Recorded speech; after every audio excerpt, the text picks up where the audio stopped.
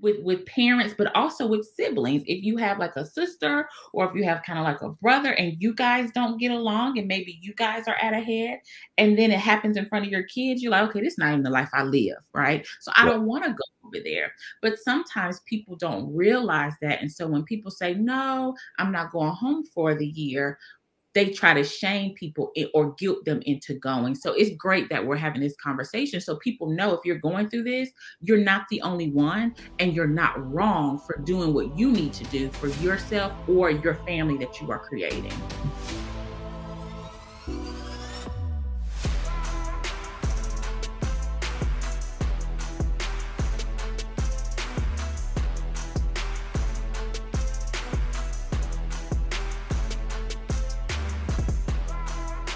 Well, good evening. I'm Michael Humphrey, aka Chill, one of your hosts for the Soul of a Man podcast, and I'm here with my podcast partner, DB. What's going on, man? Hey, brother. Glad to be alive. Good seeing you, man. This is a little different for us. We're normally in the same place at the same time, but we're gonna get through this as well. Well, I'm taking this as us growing and expanding our reach and putting us in a position to be able to talk to some folks from around the country, around the world, even through this platform that we've developed, and we are super excited tonight to come back to one of our very first guests. Yes. In Miss Crystal Curry, who is the owner of Compass Life Skills and Counseling Therapy Practice. Mm-hmm. And is also the founder of the Cycle Breakers Conference, which this will be the second year for the Cycle Breakers Conference, being held this year in Charlotte on March 22nd and 23rd. It was phenomenal last year. Know it's going to be phenomenal this year. And what's great about Crystal and her practice, she's focusing on breaking those cycles of trauma in families. It is something that we all have, whether we realize it or not. It's something that we all encounter.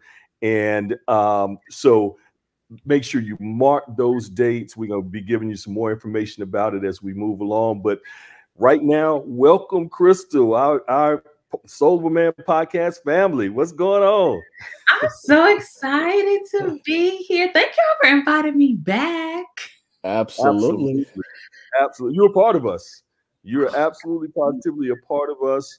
And we know as we are talking to Black men and women, and we're dealing with all of the things that we're facing in our own personal lives, that we not only need to have these conversations, but we also need the professional input and help to help us navigate through all of this thing called life. Because life be lifing for real. Yeah. Life be life. Don't it? And we need that professional guidance, and it's something that in our community we just have not really embraced the way that we need to, and probably even worse with Black men and Black women. Would you say? Mm-hmm. Yeah, absolutely, absolutely. Yeah, yeah. Yep. So we're one thing. I'm sorry, Chill. The one thing that we failed to mention about Crystal, obviously, welcome back, like as Chill stated, but before long, because we're going to go ahead and put this out there in the atmosphere, because she's working on it now. She's going to be Dr. Crystal Curry. All right. Yes. Right. It's a whole nother stratosphere. Ooh, I'm trucking through. Yes. Well, hang in there. Hang in there. You're about to knock it out. You're about to knock it out. Well, we were excited to bring you back and have this conversation right here, right now on tonight, because we're in holiday season. Yeah. And as special as the holidays are, and the whole holiday season can be, really starting end of November from Thanksgiving through New Year's, it's a special time, but it can also be a time that's filled with some stresses and strains. So we wanted to talk to you a little bit about, what some of those stresses and strains are and how we really embrace it, encounter, embrace it, and protect ourselves during the course of this time. Yeah, and it's so good to have this conversation because one, this time of year, the fall, the winter time, is just really difficult for a lot of people just in general. In the therapy world, we know that fall and winter therapy is bumping, right? Like you are booked, you have a wait list because during the springtime and the summertime, the sun is out. It feels good. People are happy. People are connecting. But then the sun starts to go down a little earlier in the fall. It's cold. You're isolated. You're at home by yourself. You're not out as much. You're not connecting as much. And so during the fall and winter times, people really have a difficult time because they're sitting at home with their thoughts. They don't have a chance to escape what they're really feeling or what they're really thinking. And so then you take that and you put the holidays on top of it, and it creates kind of like this perfect storm. One of which I see a lot as, a childhood trauma therapist is people who've been able to avoid their families for 9 months out of the year, making excuses, not coming around, having lots to do. They kind of come to a head because, you're having family gatherings and you're in Thanksgiving and you're in Christmas. And we live in a society that says around this time of the year, you need to put everything behind you and be with your family and be around those that love you. And you're really, really frowned upon if you make a decision to say, I don't want to go home for Thanksgiving. I don't want to be around my family for Christmas because they trigger me. And so when you try to even make that statement, people will say, they will look at you funny and they'll say things like, I'm sure they love you, or I'm sure they did the best that they can, or there's no way that they cannot like you. And so what people don't know is you make people feel shameful for not going around people that trigger them. And why would they trigger them? Maybe because there may be a lot of people who drink in their family. When people drink, they start getting crazy. Or maybe they have a mom or a dad that they're really not connected to. And those people have not checked on them or called on them much all year. And now you have to go around and play family, play house, right? Maybe you've realized that these people are not healthy for your kids to be around for whatever reason. This often happens like with parents, but also with siblings. If you have like a sister or if you have kind of like a brother and you guys don't get along and maybe you guys are at a head and then it happens in front of your kids, you're like, okay, this is not even the life I live, right? So I don't want to go over there. But sometimes people don't realize that. And so when people say, no, I'm not going home for the year, they try to shame people or guilt them into going. So it's great that we're having this conversation so people know if you're going through this, you're not the only one and you're not wrong for doing what you need to do for yourself or your family that you are creating. So I've got to share this. Okay. So I've started a family tradition with my children of going to the coast for Thanksgiving week. And it is the absolute perfect getaway. It's kind of an escape from the world. North Carolina coast, too cold to go into the water. That's not even the intent. Rent a house, and it's an opportunity for it to be just us. And electronics with kids, my kids' age, is hard to get them away from them. But with us there together, it's just an opportunity to just talk, just engage, eat, and just love on each other for that week. Kind of lose track of time. It's a perfect getaway, and it's something that they look forward to every year. So I get a message from a relative through marriage that I've not been in their presence for 30 years easily. So this isn't somebody that I know like that. And I often remind people, when you've been distant from people for that period of time, they really don't know who you are. You really don't know who they are. And so she says, yeah, I just want to stop by for a few minutes and see the kids. My kids don't know her at all. And I didn't go to the coast for a family reunion. I went to the coast to get away with my kids. And I thought about it and used the power of no very kindly. And I said, well, not this time. Don't stop by this time. Not this time. I won't see you this time, but I wish you and your family the happiest of Thanksgivings, because she was coming there to meet her family. And wish you all the happiest of Thanksgiving, and hope you have a wonderful holiday. And in her saying that she was going to come by, she even said, hey, I understand if it doesn't work this time. Yeah. So I'm like, okay, that's good. Well, no, not this time. And went beyond myself to explain why. This is my family's getaway, and we just want to do it uninterrupted. Right. Within minutes of my no, I got an email back that was salacious. Wow. And she ripped me from top to bottom,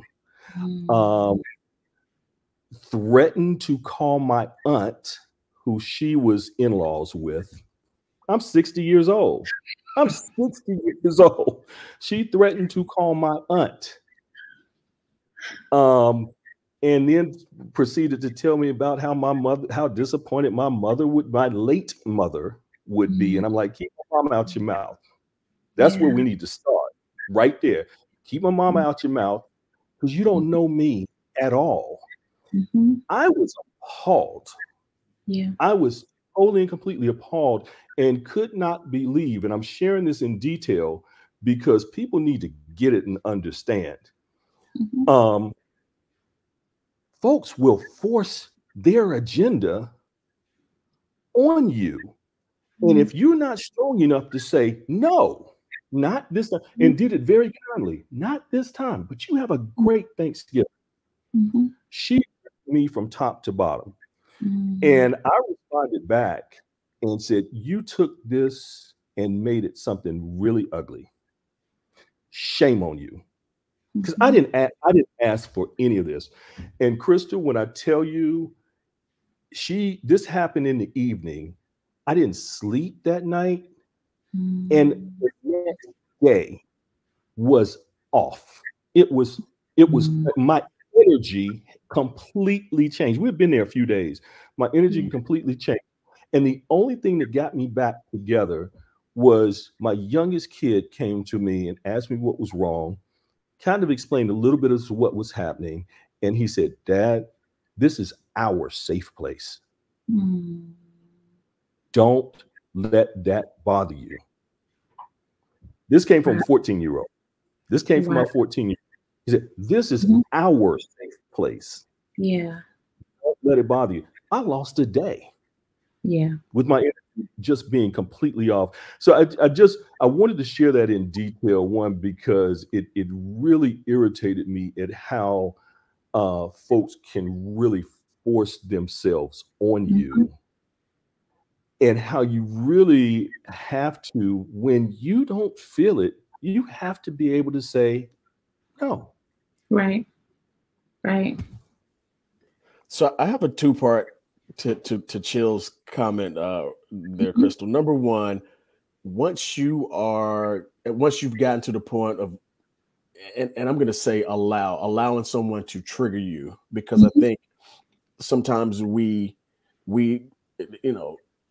allow people to do it to us, not intentionally. We don't have the anticipation of it happening, but it happens. So once it happens, how do you get back to center? That's number one.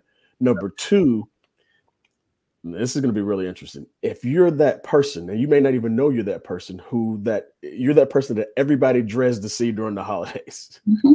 How can you help that person? Because you're the one who typically, you're that drunk uncle. How do you help that drunk uncle, or how do you help that big mouth aunt who complains about the potato salad every year and it starts the fight every year? So those are the two things I think centered around what Chill was just talking about that I'd be curious and interested in. Yeah. And let me add one more caveat real quickly, Crystal. This isn't a bad person. Mm-hmm. We are Facebook associates. Right.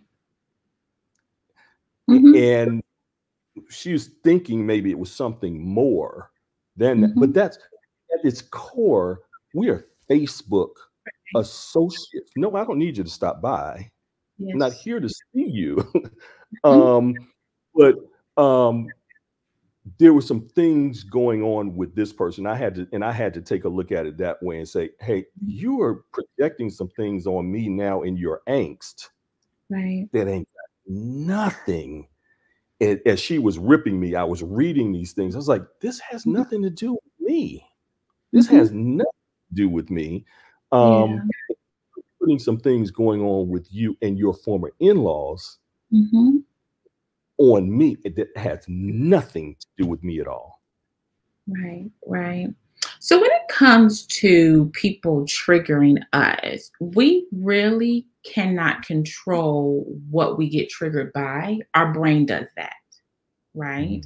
So our brain determines what makes us happy, sad, irritated, all of that. What we do control is when we realize we've been triggered, how we respond. And then you have to, once you respond, if you don't like your response, actively work on creating this response that you like. But most importantly, identify, why did that trigger you? Because you come into contact with 1 million stimulus a day. And some of it your brain ignores. And some of it your brain is happy with. And some of the things make your brain sad. But why did that trigger you? Like, Chill, why did that throw you off? Like, what you have to sit and dissect and identify, what was it about what she said or how she said it that threw me, right? Because unsolicited. It was unprovoked. Unprovoked. Got it. So when you are attacked without provoking someone, that really, really bothers you. So what you now have to do is create an actual plan, sit down and say, okay, when someone provokes me when someone attacks me and I didn't provoke them, this is how I feel. I feel disassociated. I feel upset. I feel attacked. And then you say, okay, so I know in the future when I feel this way, I've been attacked without provocation, and I don't even know if that's a word. And this is what I'm going to do as a response. So that may mean I need to take some time away from myself. I need to journal. I know, Chill, you can say, as Chill, I know I can't push on as though it didn't happen. I need to take time for myself to come off of this and process this. Okay? Yeah. So that's what I would say. And then Darren, you asked about the family member that's the drinker or the potato, they defensive because the potato salad not right, whatever. So this is the truth. They know they get drunk. They know that the potato salad's nasty. They know they always in somebody's business. They know they're rude. They know they're disrespectful. They know people don't like to see them coming. However, the key is people don't change until what they do no longer works for them. So uncle's drinking for a reason. It works for him. Aunt is rude for a reason. It works for her. So she or he does not have a problem with how they are. You have a problem with how they are. So you have to change in order to adjust or address how they make you feel. But waiting for them to change or telling them every family gathering about themselves is not going to work, because you're going to end up getting frustrated, or y'all going to end up getting into it because they're not willing to change what they're doing because it works for them. Because being a cycle breaker means that you are in the forefront of what is happening. You got to take the hits. It's only hard because you've not done it before. But if you look back on what you've overcome, your perspective on what's happening next would shift. Just the same way it says, some assembly required to get free and stay healed, some disassembly is required. No more negative cycles.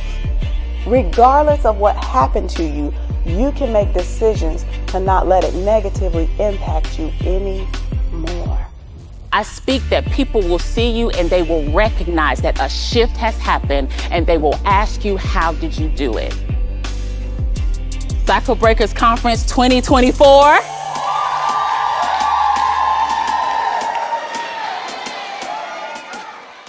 Hey guys, this is DB with the Sullivan Man Podcast. Hey, we really appreciate you guys rocking with us all these months. The feedback has been amazing. We hope to continue to bring you amazing content. We need a huge favor from you though. We need you to like. I think that like button is somewhere right here. We need you to share. I think it's right here maybe. And we need you to subscribe. Come on guys, keep rocking with us and share this content. And we want to reach millions. We appreciate you. So let me ask you this. So I tend to be the type of personality that I can deal with stuff like this really well. Okay. I can cut people off. Mm-hmm. I'm like, yeah, we're really not gonna go there today, and 2 fingers up to you, and you pick one. Yeah, and so. And so then I'm like, well, is something wrong with me? Because again, I'm like, if someone comes to me and chills, man, and like his cousin did with the long email, I can hit delete and go to sleep without any problems. Mm-hmm. And could care less if we ever talked again. And my wife is always getting on me. She's like, you are the king of cutting people off because I'm really good at it. Mm-hmm. And it doesn't bother me. So then I'm like, well, damn, is something wrong with me that I'm so good at doing that? Because most people are like, yeah, it bothered me for a couple of days. I'm like, yeah, it didn't bother me at all. Mm-hmm. Mm-hmm. Yeah. So to your point, real quick, Chris, to your point, I get there, and I've had this similar question with you because I'm not going to bother you. When you bother me, I'm done. Mm-hmm. And my pastor back in New York, he was like, boy, I've met a lot of people. I've never met anybody like you. When you done, you done. Mm-hmm. And when I'm done, I am done. This individual, I'm done for life. Mm-hmm. I'm not another thought, not another anything. I asked the question, is that a character flaw of me? And my natural default, Crystal, is retreat. Is to isolate, which I know is not necessarily the healthiest thing, but I'm going to avoid, conflict happens. I've been in management throughout my career. Conflicts occur, conflict happens. I don't run from conflict, but I will try to avoid it at all costs. But my natural default is retreating and isolation. I don't know how healthy that is. Yeah, so it sounds very similar to what we call an avoidant attachment style. And that's really people who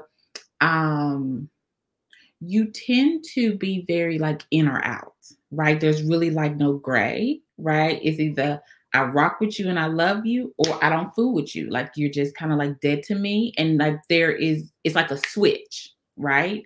And people who have this type of avoidance style, they usually do feel very proud of their ability to be unfazed or to cut people off, right? So Darren, you laughing.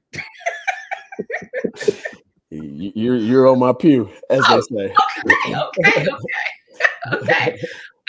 Crystal, he's told me a few times, you're giving it too much thought. You're thinking about it, bruh. Yeah. I throw him the deuces and I'm done. But And it happens because, not saying this is you, Darren, I'm not talking about you. I'm just saying people in general who have this type of attachment style, they tend to be just generally like mistrusting of people, right? Like they got their people, but it's kind of like that no new people, no new friends mentality. And that they're just really, really good at seeing what's wrong. Right. And then acting accordingly. But it's just in an effort to protect themselves, because in the past, there have been instances where they've been disappointed or they've been hurt, emotionally or mentally. And so they just have to protect themselves. So when we talk about avoiding, it's like, I love you, but don't get too close. Right. Like, let me look at you. Let me figure you out. Let me see what you got going on, and then I will invite you if I feel like you're safe enough for me. Got it. And does age play with that? That's exactly where I was going. Does age come into play with? We're both closer to 60 than we are 50. We are 55 at this point. And you hit a point. I got younger friends, and I see them as they have turned 50 or approaching 50. I'm like, there's a switch at 50 that's just like, don't bring no foolishness my way. I ain't got time for it. I got too many life responsibilities that are prioritized a different way than when I was younger. I got little people I got to take care of myself. Don't come with no foolishness. So taking on new friends, new acquaintances, it's like, let me take a look at you, and probably, we'll be acquaintances. I'm not gonna put the effort necessarily likely into becoming close friends, but to your point, but I think at a point, age wise, you're just like, no, I don't need no more. I got those people I rock with, right, and I know them and trust them, right, right. I think age could play a factor. However, if you have an avoided attachment, you've had this since birth, because how you attach to people throughout your life is very consistent with how you attach to your parents, right? So there's 4 types of attachment: secure, anxious, avoidant, and disorganized. We all want the secure attachment. That is what we strive to have. And so if you have any of the other 3, that just means you had an insecure attachment with one or both of your parents growing up. And it's just carried along with you throughout your life. Got it. You mentioned parents. That's another holiday trigger for me personally. I lost my father in 1996, and I lost my mother in 2014. And life's just different. It's just different. In those holidays, they were in my life until they passed. They were together until they passed. So there was a real family piece tied to holidays that really tied to them. And so even though I've started new traditions with my children, my family, it's always a missing and a longing with my parents being gone. And I know that can be a tough, stressful point for some people, or triggering point for some people around the holiday season. Yeah, grief really does rear its ugly head a lot around the holidays. And I always describe grief as, if you were to describe it as a person, it is someone that is rude. Grief just pops up when it wants to pop up. It stays as long as it wants to stay. It takes up as much space as it wants to take up. And then it decides one day, okay, I'm finished. I'm leaving, right? And then you kind of return to normal. It's a smile, a touch, a song, anything, right? And so with the holidays, there are more opportunities for grief to show up because there are more triggers around, more memories. Holidays is very family oriented. And so a lot of my clients have found more peace or solace in doing like charitable things around the holiday season in the name of the person that they no longer have in their life, as well as being very open to experiencing whatever emotions that they experience. Happy, sadness, anger, whatever it is, they give themselves space to experience it because you're still a human being and it's still a person that you really, really miss and that you really, really love. And how much grief you experience is directly related to how much you love this person. So if you're still grieving, it just means you love them so, so very much. So give your body an opportunity to express that love through the emotions that you feel. Got it. Got it. It's interesting coming up on their birthdays and wedding anniversary. You know, there are times that life is just lifing and I forget that the date is coming up. My body is off. Yes. Days ahead. And that's always it's happened a few times, and that's always amazed me how the body just knows. It's this critical date that's coming up.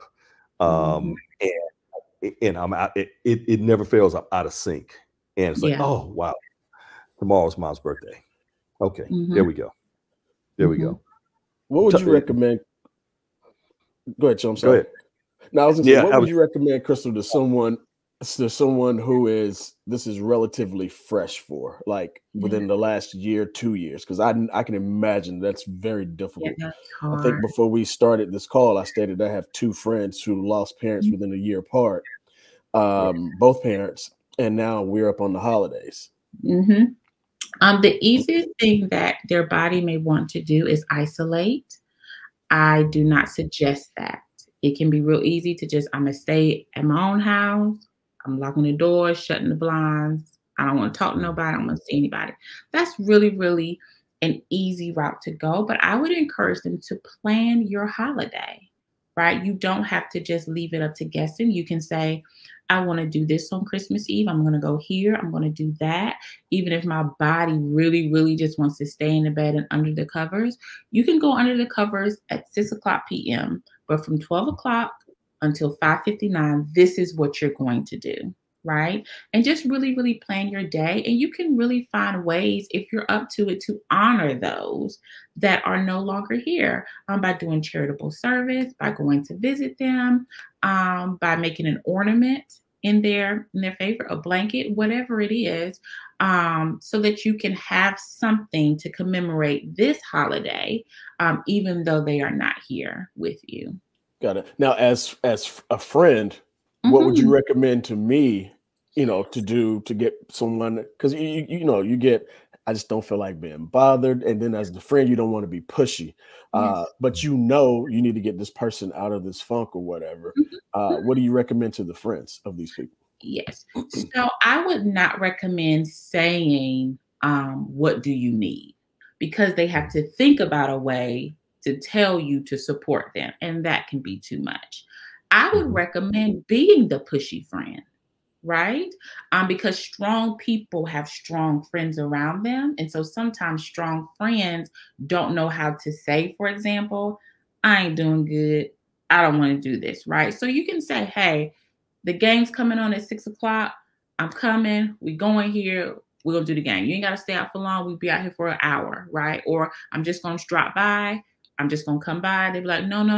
I mean, you go anyway and knock on the door. They're going to open the door, right? They're not just going to leave you out there.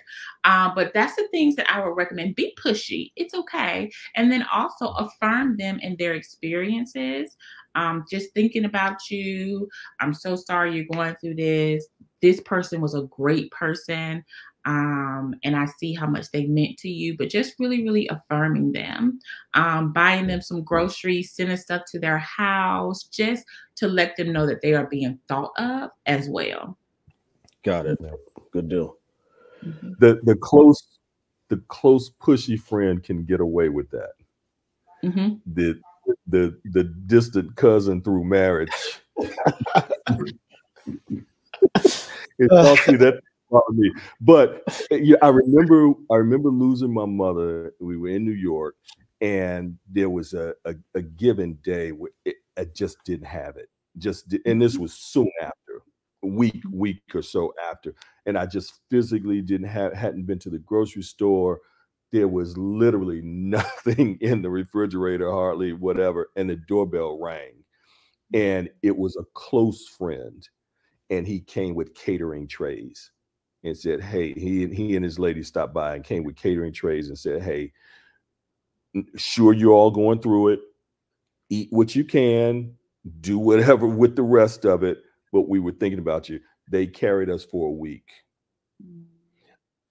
It was the most beautiful gesture I have ever gotten. And I use that example even talking to my sons, and should be my daughter as well, and I'm sure she's heard it. But I say, boys ask what needs to be done. Men just do. This grown man, he made the decision and said, this boy's in trouble. This is my dude, and let me take this over for him and his family. So I like the idea of the pushy friend just pushing. And I remember too, in losing both my mother and my father, the one statement, and it's cliche, and people don't know what to say, and as cliche as it is, it triggers me every time I hear it. Call me and let me know what I can do for you, just like what you said. Let me know if I can do anything for you. You can't even think in the midst of loss like that. It's like, I have no idea. A friend of mine, when my father passed, a friend of mine, and she didn't know it. Her mother told her, send him stamps, send him a card, a sympathy card, and put a book of stamps in it. And I had never seen that. And I got it. It was like stamps. And the minute I started writing thank you notes to all the people that had supported us, this thing and that, there was the stamps. And this was a grown woman teaching her daughter what to do. Now, when I send a sympathy card, I send stamps. It's something that someone's going to need. And again, in the midst of it, you just don't ask me what you can do for. I can't even think. Right. I can't think. Just do. Just do. The close friends. Just do. One of the other areas that we talked about a little bit as well, I actually talked about a good bit before we actually jumped on. Holidays are also a time where there's a lot of money spent. And Darren and I have talked about it just in regards to this platform. In our generation of, I'm at the cutoff year of baby boomers, having been born in 1965. So I consider myself a boomer and a Gen X. But wrong.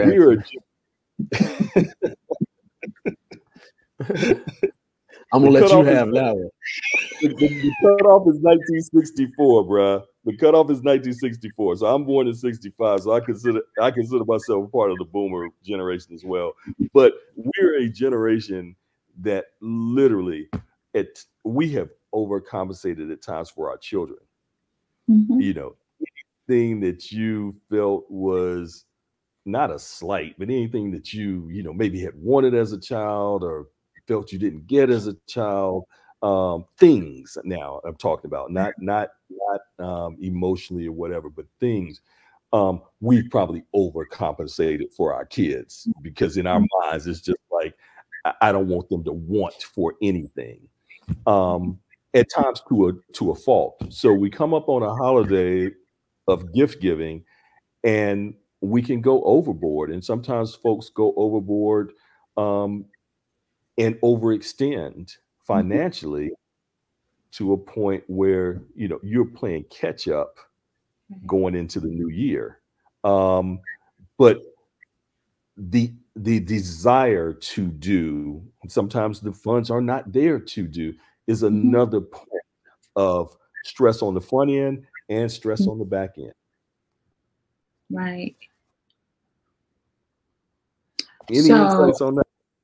Yeah, so I think it's interesting because you're exactly right when it comes to the financial investment that we as people often make during Christmas. And it really gives insight to the fact that we, even as adults, allow society to tell us what we should be doing. We lose all of our rationale, what our family stands for, what our family is supposed to be focusing on between November and January. We just lose it.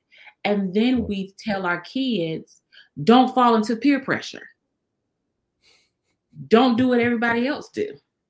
Right, but if you look at all adults at the end of the year, they fall into the pressure of trying to prove their love and how great of a parent they are through gifts. And it comes to the fact of, is what you're doing during Christmas teaching your child what you want to teach them? If you don't want your child to be materialistic, but yet you're being financially irresponsible in order for them to have material things, then you and yourself are being kind of hypocritical in your parenting. Yep. Darren, were you about to say something? No, I'm just agreeing. Oh, okay. Okay. Yes. Yes. So it's about being consistent to what you believe and what your family believes and values throughout the whole year. Now, what Christmas may illuminate is the fact that you believe that you're only a good parent if you're able to provide these gifts that your kids want. And you've placed so much value and worth in this financial transaction that you're willing to sacrifice your financial health in order to get it. Wow. And that's really, really unfortunate because it creates a cycle that you pass on to your kids as well. Now, do you think this is more prominent in our community, meaning the African-American community, than it is any other community? I don't know if it's more prominent.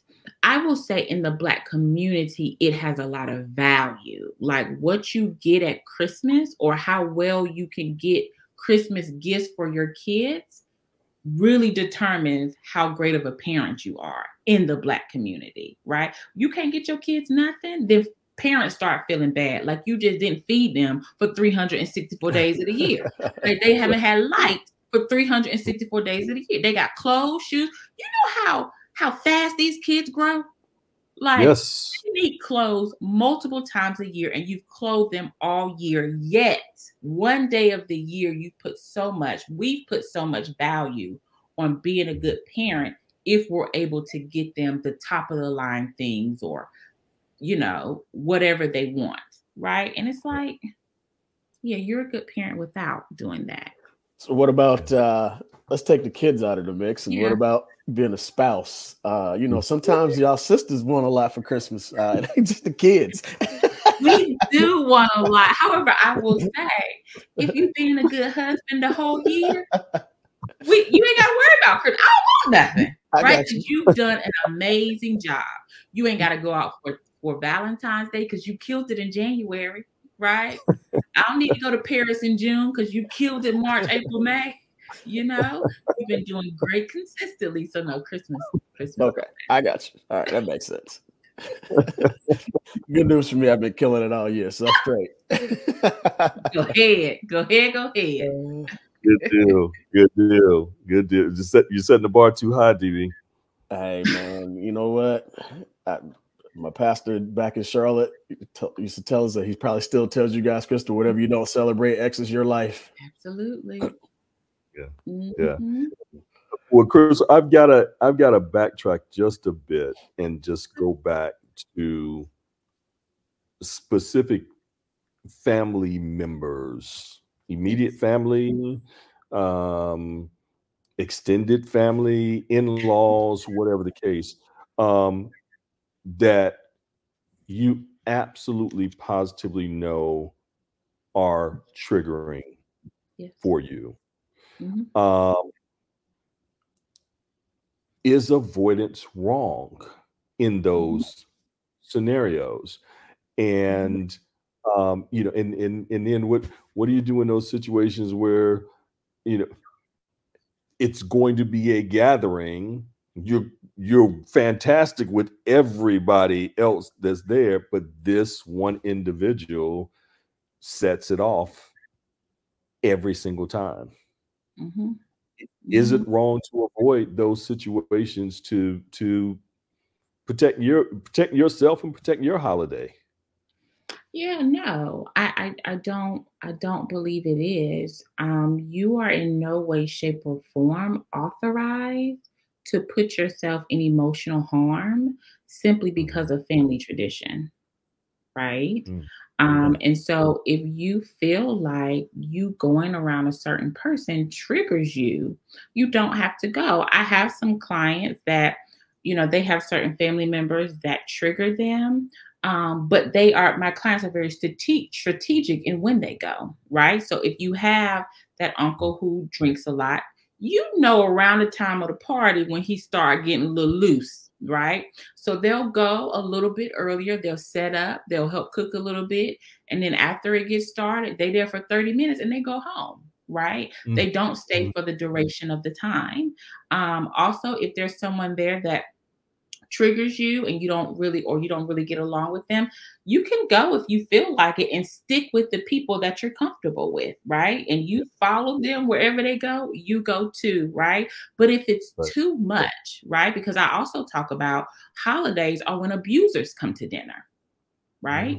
And so if you are around a holiday where your abuser is coming for dinner and you don't have to go, and at that time, you can make up whatever excuse you need to make. You got to work and you can be sitting there right at home.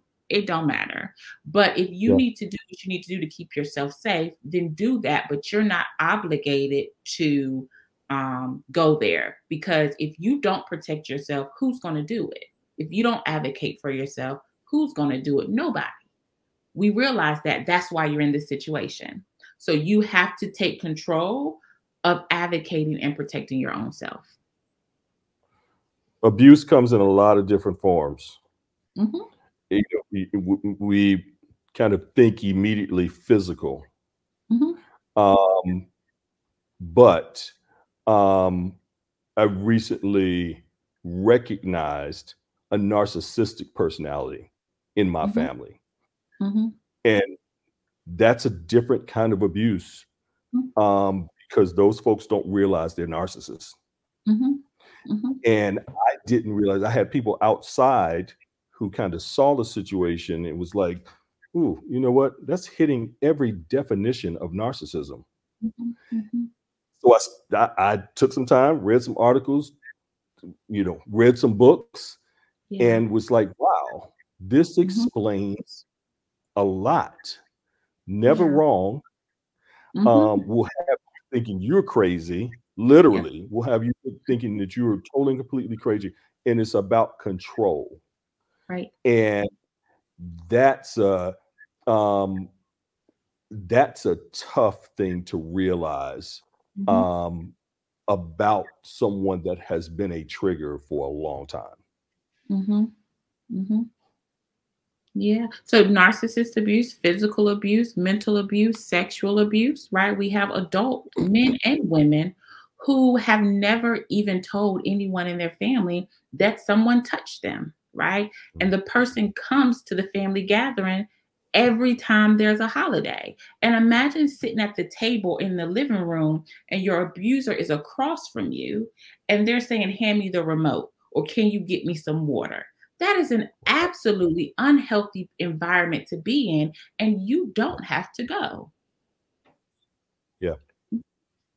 I think the biggest thing you like you said, you don't have to go, and if you have So you're protecting yourself. And then if you have kids and you know there's an abuser because you were abused by this person, you certainly want to keep your kids away from that person. Right. Yep. But sometimes and I hate to call them the victim, but the one that was violated feels so enmeshed and feels like they are obligated to go to this family function because not going feels like betrayal, that they will take their children with them and they're in the same environment that they were abused in. And that is a psychological imprison that has to be worked through therapy, where you are carrying the burden of your abuse, but then putting your children in the same situation where they have a likelihood of being abused too. Wow. Right. Wow. Good stuff. No, definitely. So Krista, if we could, because I know this has gotten really heavy, which I think is a good thing. I don't think it's a bad thing at all.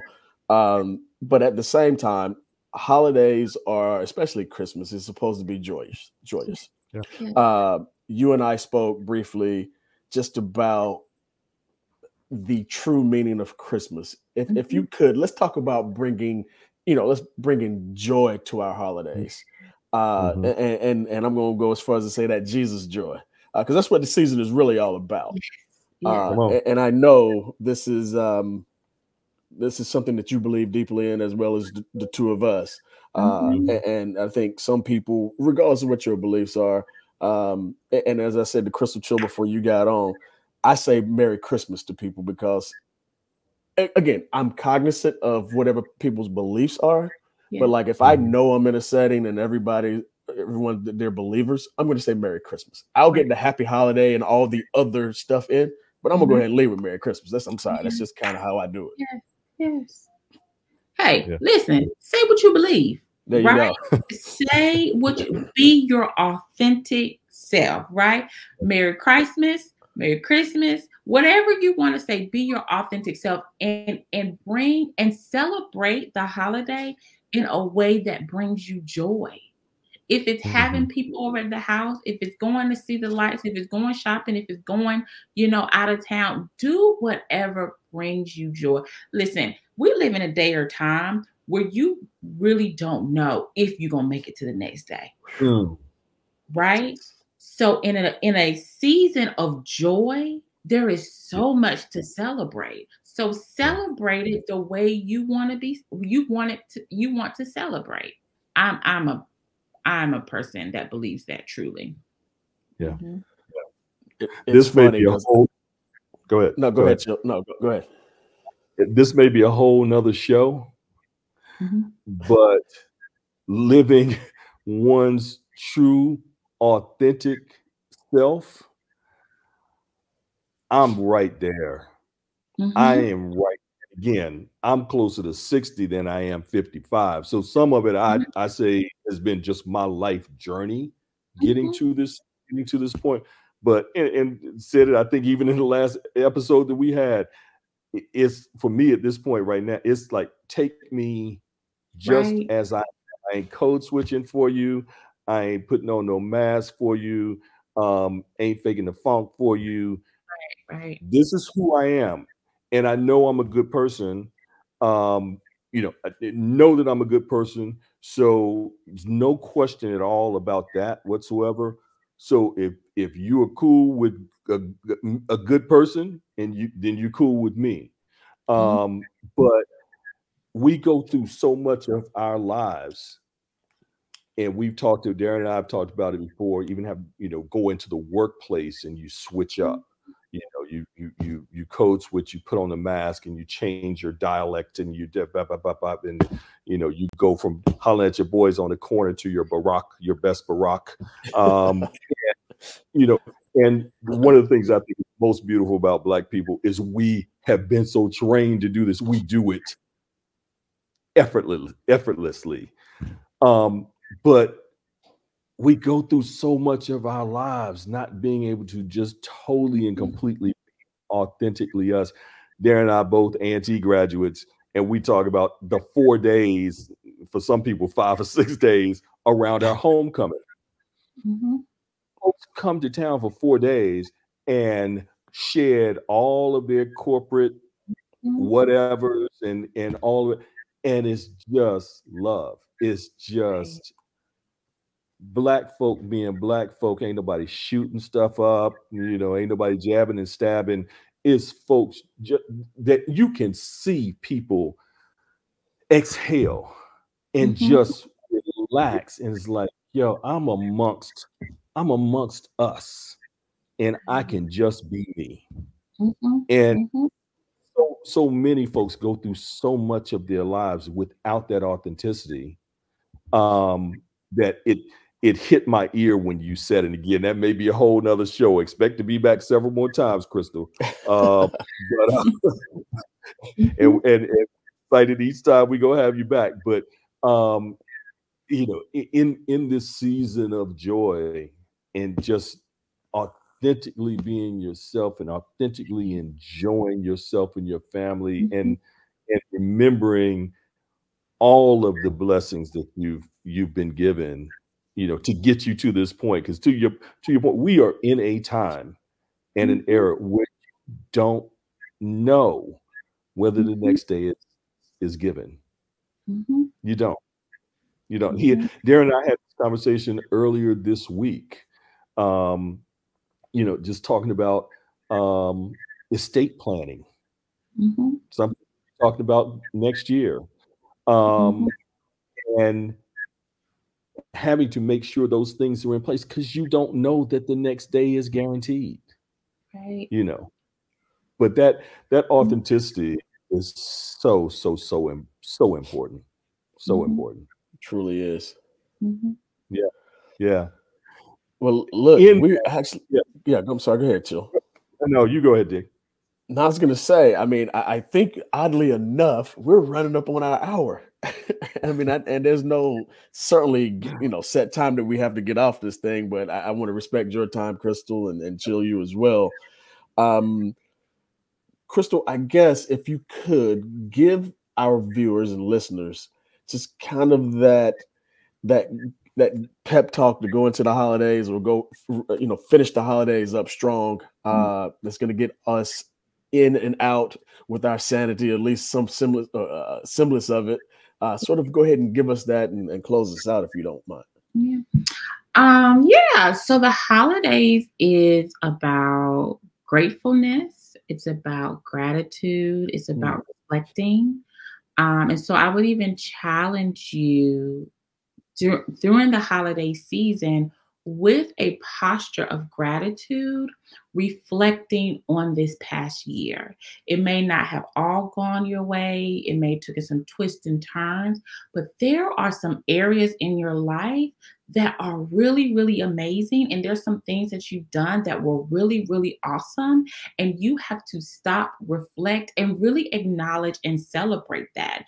And use the joy and the energy from this holiday season to really fuel all that you've done, and be appreciative and grateful that you stuck it out and that you're here standing this day. Don't be so consumed with the material things and the hustle and bustle, but make sure that you are really making things very small and being grateful for just the small things in life: family, friends, health, jobs, car, whatever it is. Really, really focusing on the small things that make life worthwhile, and telling people, making sure we are verbal and telling people how much they mean to us, and also taking time during this holiday season to call people and tell them how they've made our year worthwhile as well. Do some good by doing that as well. Fantastic. Well, Crystal, we love you. We will have you back again soon. From the early show, the first show that Crystal did with us. If you didn't get a chance to see it, I can't remember. I think it was episode 2 or 3, but episode 2. Make sure you go to our YouTube channel at the Soul of a Man podcast. where we have all of our content, and take a look at, we want you to see all of them, but make sure you take a look at Crystal's episode number 2. It was actually number 3. I apologize. It was number 3. Episode number 3. And listen to it, because Darren and I both walked away from that experience with Crystal, my first encounter with her, like, bruh, she was dropping science. I mean, dropping nuggets on nuggets on nuggets. That was just really valuable information about how to be healthy and work through trauma, and the importance of finding yourself a therapist. It's something that we really do encourage. We really do encourage our brothers and sisters to do so. And you know, again, in our community, it's been a bit of a stigma for such a long time. It's such a valuable, valuable resource to help you be healthy. We want to remind you as well of the Cycle Breakers Conference. You can find out more about it at the cyclebreakersconference.com. Check it out online, cyclebreakersconference.com. And Crystal, you are still seeing clients virtually as well? I do have a waiting list, but I have other clinicians at my practice who have availability. Go ahead. She's that bad, y'all. Waiting list. She's that bad, y'all. She's just that bad. She got a waiting list. She does have other clinicians that she can direct you to for this incredible aid and help in this service. Again, Crystal, we love you. We thank you, and we look forward to more sessions. Absolutely. Thank you for having me. Thank you, Crystal. You're welcome. All right, so